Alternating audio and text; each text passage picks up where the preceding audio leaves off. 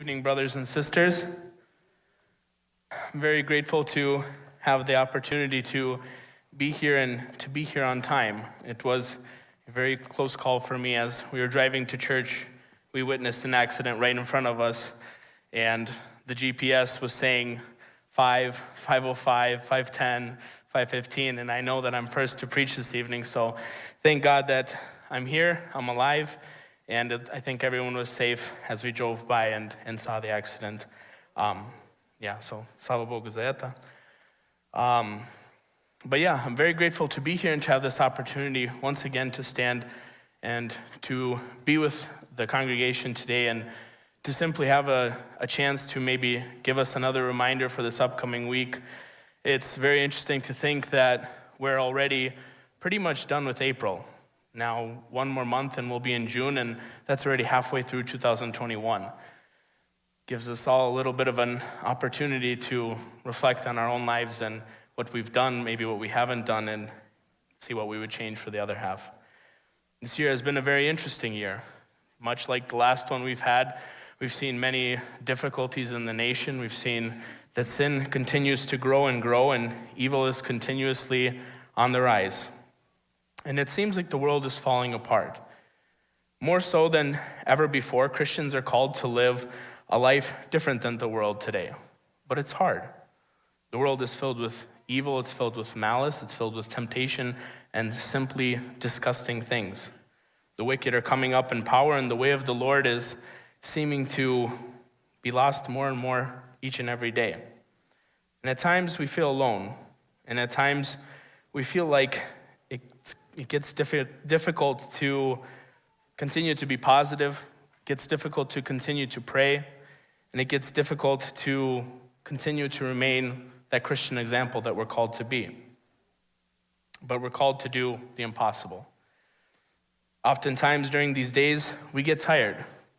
We get weary and we say, God, take this pain away from me. Help me in this situation. I feel alone. I feel ignored. Sometimes we feel depressed, and other times we feel hopeless. Today, the title of my sermon is, Are You Tired? Dear friend, are you tired today? I'm not talking about maybe the physical tiredness we experience after a hard day of work or maybe a hard week of work, but are you mentally, emotionally, spiritually tired? I want to tell and remind us all of a story of a man in the Bible who was tired and how he responded to that situation. This is a well-known man to all of us, a prophet of the Old Testament. This man was Elijah. The same Elijah who with the power of God raised the widow's son from the dead. The same Elijah who defeated the followers of Baal at Mount Carmel. And even though he was tired. It's interesting, oftentimes we hear from people that, man, if only I lived in the Old Testament, I would have been more godly. If only I would have walked with Jesus, then I would have been more godly. I would have followed him with more of a fire. If I would have seen the miracles that the prophets performed, then I would have been more godly. And then we read about stories like this man in the Bible, Elijah, a mighty prophet of God, who too got tired and had a difficult time following the Lord at times. So to set the context of the story that I wanted to remind us on, this is shortly after Elijah had the experience at Mount Carmel with the followers of Baal. A little bit of context in the land of Israel at the time, the land was distant from God. The land was being ruled by King Ahab and Queen Jezebel, who, as a reminder, Queen Jezebel was not a good woman, and she was a devout follower of Baal, and she convinced much of the nation to follow Baal as a result. Then we read in the stories in 1 Kings about how Elijah had a contest with the followers of Baal on Mount Carmel, and he challenged them to see whose God is the real God.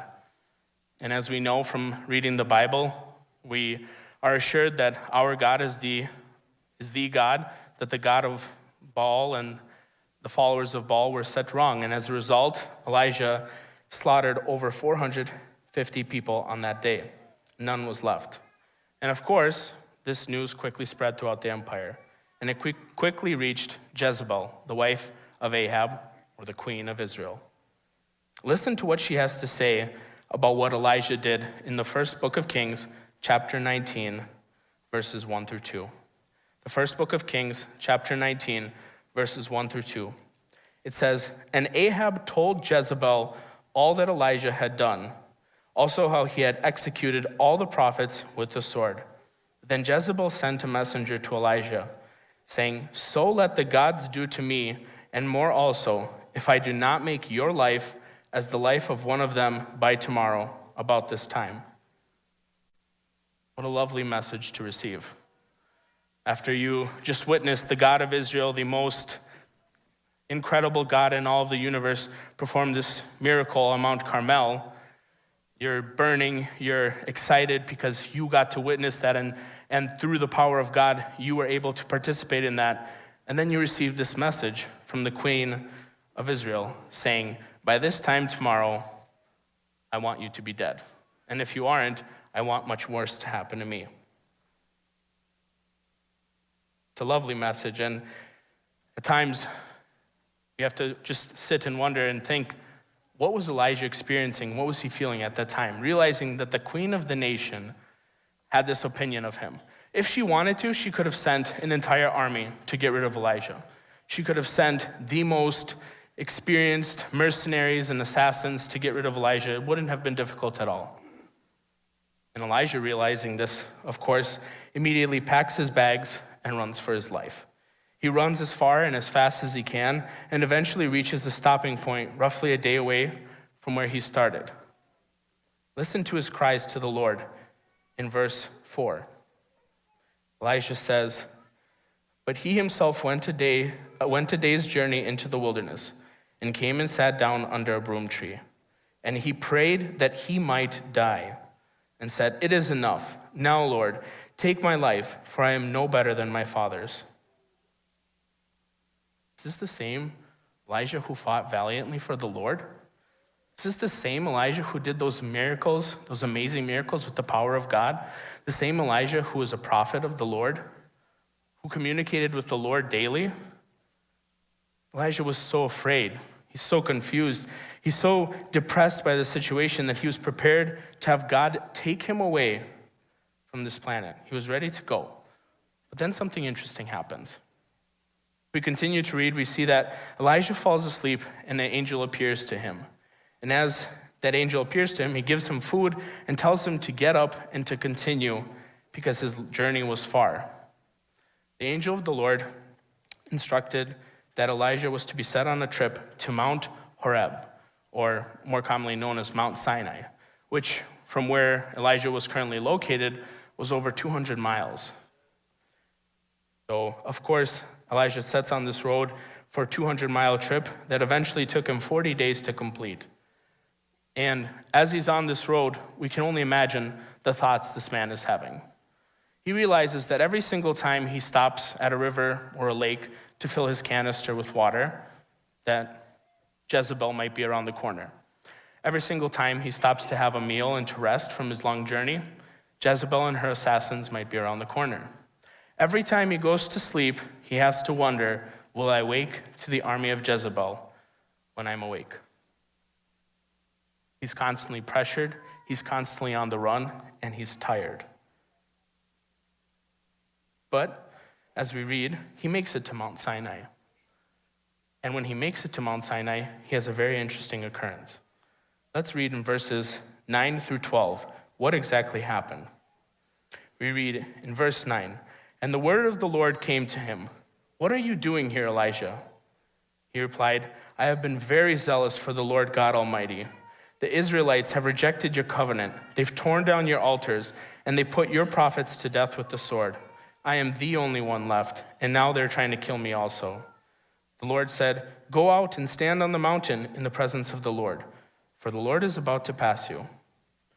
Then a great and powerful wind tore the mountains apart and shattered the rocks before the Lord. But the Lord was not in the wind. After the wind, there was an earthquake, but the Lord was not in the earthquake. And after the earthquake came a fire, but the Lord was not in the fire. And after the fire came a gentle whisper."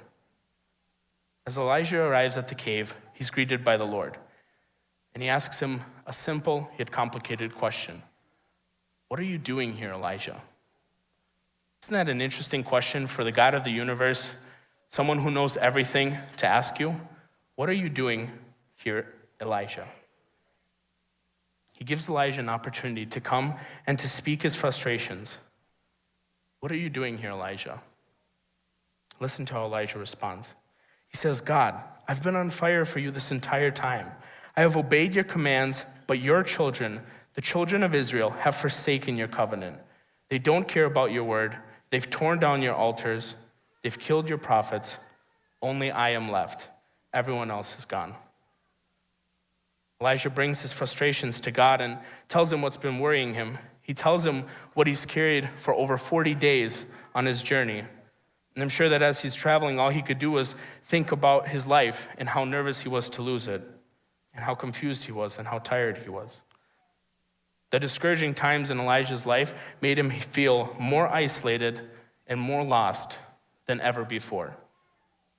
Now, dear friend, let me ask you today, what are you doing here today? What are you doing in life? What trouble, worries, anxieties, fears have you been holding on your journey to Mount Sinai? What has been troubling you? God sees what's been happening to Elijah, and he tells him, go stand outside of the mountain. And God puts on a show for Elijah. The first time, the Lord passes by with a great wind, and he tears into the mountainside such that rocks are falling down in an avalanche. But the Lord was not in the wind. And after the wind, he sent an amazing and great earthquake. But the Lord was not in the earthquake. And after the earthquake, he sent a great fire. But the Lord was not in the fire. After all of this, there was a small, still voice. When the thunder had ceased, when the lightning was gone, when the earth was still, when the winds were hushed, and when there was a dead calm, out of the midst of the still air, Elijah hears God. God knew that what Elijah needed at that moment was a personal connection with him. He knew that he was depressed and that he was discouraged, and that most importantly, Elijah needed a special connection with God. So when everything in life is moving and twisting and turning and falling, remember to listen for the stillness of God. Remember to find comfort in him and in his mightiness. Now, as I begin to wrap up this message, I just want to give everyone a gentle reminder and an encouragement as we head into this next week. There will be days, weeks, maybe even months where life is tough. There will be days where the world will get to you. And in those days, remember that God is nearby. In the worrisome daily bustle of life, listen for that quiet voice of the Lord. Maybe it's something at home, maybe it's something at work, or maybe it's some combination in between that brings you stress. Maybe sometimes you'll even scream out to God like Elijah did. Just know that better days are coming. Know that God is waiting. And unlike Elijah, today we don't have to go to Mount Sinai to tell the Lord our troubles. He's available to us wherever we are.